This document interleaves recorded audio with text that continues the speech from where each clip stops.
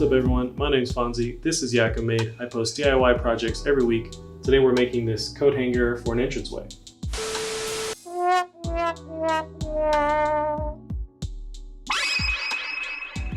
This was a simple DIY project with everything available at my local Home Depot. I'll leave links in the description for everything I used. I used 1x2s and 1x3s for the bulk of this project. I cut my 1x2s to size, then I spread healthy amounts of Gorilla Glue on each board and clamped them together, making sure to clamp each side as well as the top side with additional 2x3s so I could keep the glue up nice and straight and free from warping. After that dried overnight, I then started to remove all glue and tape left over from the glue up with a sharp chisel. I also used a hand planer, which are about $5 at Home Depot. The planer helps to scrape a hair's width of material with each pass, leveling out where the boards meet. I then sanded down the whole thing with my palm sander, going from 120 grit to 180 to 220 grit. I then cut off the ends of my board using my circular saw in a speed square, making sure to keep my cuts at 90 degrees. After sanding down those cuts, I could then glue and attach my 1x3s. To keep the 1x3 secure, I'm using a combination of Gorilla Wood glue and 1-inch brad nails tacked in. At this point I could start measuring up and cutting my side pieces, making sure everything's straight and leveled. At this point you can start to see the overall design start to shape up.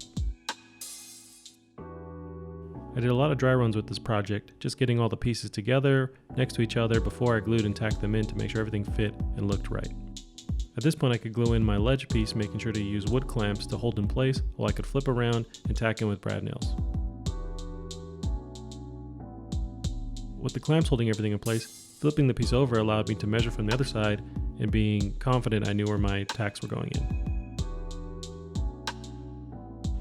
After making sure my placement was correct, I then drilled my 1/2-inch hole for the 1/2-inch pipe to go in using a Forstner bit. I also made sure to only go in halfway into the material, since locking each side into place is what locks in the pipe. I made sure and copied my placement and depth for the other piece as well. Now the dry run shows that my pipe goes in halfway into the material and still has enough grip to hold onto.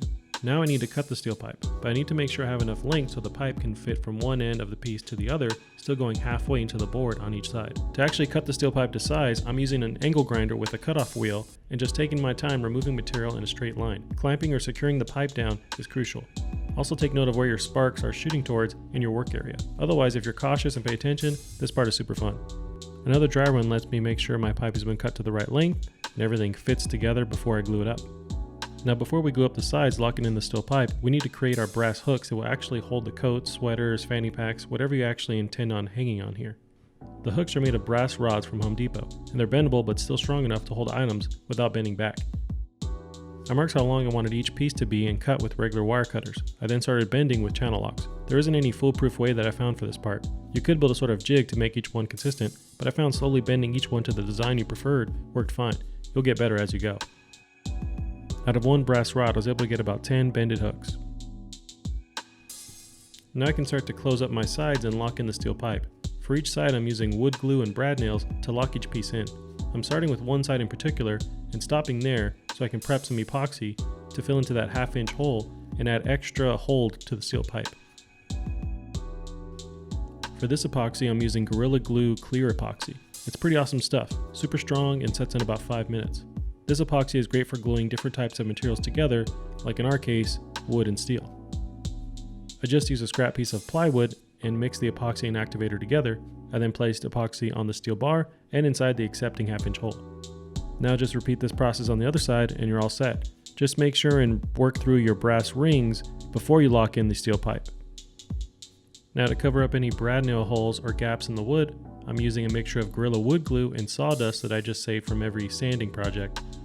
This becomes a wood filler that dries up almost exactly like real wood. Once a wood filler dries, we can do a final light sanding with 220 grit and get ready to stain. Before we stain though, I'm using this wood conditioner that helps with white wood, like pine, to evenly stain and not be blotchy, which can be common for this type of wood. I'm using Minwax pre-stained wood conditioner. I just applied an even coat with a clean rag and let sit for a couple of hours. For the stain, I'm using Varathane's dark walnut wood stain, which the can looks a little bit rough, but that's because I'm getting some heavy use lately.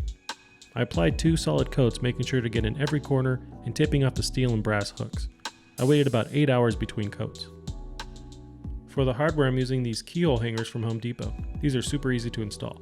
They have one open large side that faces down so the top of the accepting screw can lock into place. Make sure and always use screws that are smaller than the thickness of the wood on the hanger. For installing the coat hanger on the wall, I'm using drywall screws and I'm placing painter's tape below the point where I'm creating my accepting hole for the plastic holder that goes into the wall.